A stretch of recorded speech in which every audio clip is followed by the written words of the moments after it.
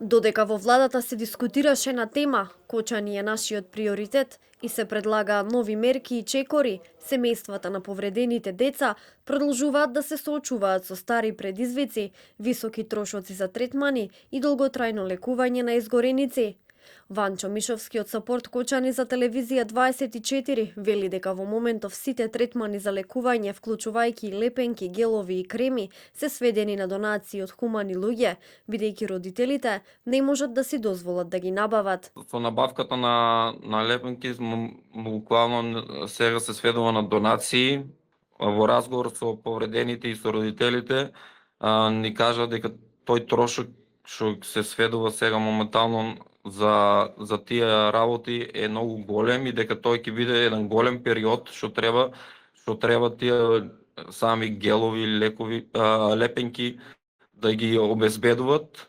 Генералниот директор на Црвениот крст Саид Саити на денешната панел дискусија рече дека останатите собрани средства ќе им бидат доделени на семејствата на повредените веднаш по добивањето на извештајот од работната група составена од 7 лекари која треба да даде мислење за секој повреден поединечно.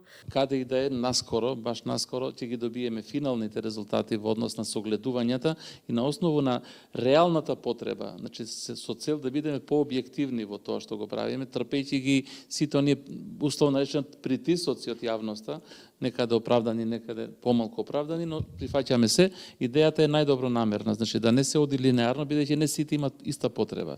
Сашо Клеговски, директор на Фондот за здравствено осигурување, рече дека сите лекари кои се дел од групата директно учествувале во приемот на повредените кобната ноќ и знаат за нивната првична состојба. До сега се оценети околу 160 повредени,